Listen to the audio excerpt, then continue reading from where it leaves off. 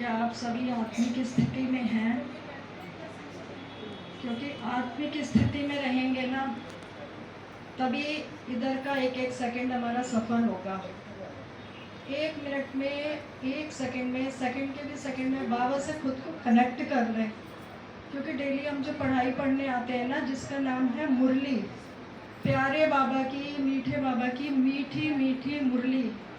तो मीठी मीठी मुरली, मुँह, र और ली, बाबा के मुख से निकली हुई जो वाणी है, रस, बाबा के मुख से निकली हुई वाणी के रस, लीन हो जाना ही, बाबा के मुख से निकली वाणी के रस में लीन हो जाना ही मुरली सुनना है।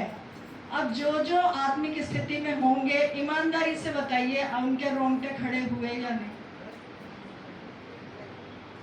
तो मुरली बहुत बहुत अनमोल चीज़ है। हम लोग बहुत भाग्यशाली हैं कि हमें यहाँ डेली क्लास मिलती है, और यदि हम उसको अपनी लाइफ में अमल करना चाहें तो वो मैजिक हो जाएंगे जो आपने 7 जन्म में भी नहीं सोचा होगा। इतनी जल्दी इतना वंडरफुल होगा।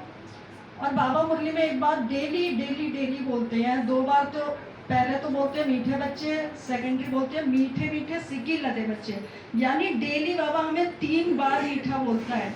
तो हमारी भी ड्यूटी बनती है कि हम कम से कम 3 बार तो बाबा की मुरली रेगुलरली पढ़ें। 4थी बार 5वीं बार पढ़ें वो ऑप्शन है, लेकिन 3 बार का नियम पक्का है। जैसे चाय का होता है, नाश्ते का होता है, खाने का होता है, सोने का होता है। नींद आती है तो सब सोते हैं ना, बच्चों का कॉल आए तो रिसीव भी करते हैं, घंटी बजी नहीं, बच्चों का फोन आया, तो मुरली को इम्पोर्टेंस क्यों नहीं दे पाते हम?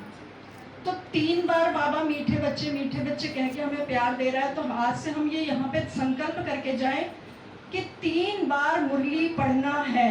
कौन कौन पढ़ेगा? कौन कौन रिवाइज करेगा? जो करेगा उसकी लाइफ में मैजिक होना पक्का है, बिल्कुल पक्का है। ये मेरा अनुभव है। मैं यहाँ नहीं आऊँ, लेकिन घर में मैं और ज़्यादा स्ट्रिक्ट हो जाती हूँ खुद के प्रति, सब कुछ बाद में, पहले मुरली। और बाबा की याद में रहने के लिए एक बहुत अच्छा मैंने स्टोरी का माध्यम बनाया। बाबा रोज कहता है बस मेरी याद में रहो बच्चों, कुछ मत करो, मेहनत मत करो, मेरी याद में रहो। तो याद में रहने के लिए देखिए, मछली देखी होगी आपने, मछली देखी होगी। मछली जल के बिना नहीं रह सकती, जल से निकालो तो क्या हो जाती है? मर जाती है। पेड़ देखा होगा, पेड़ मिट्टी में होता है, मिट्टी में से आप उसको उखाड़ के फेंक दीजिए, सूख जाएगा, मर जाएगा। मछली जल में से निकलते ही मर जाती है, जबकि मछली और जल का स्वरूप अलग है, पेड़ और मिट्टी का स्वरूप अलग है।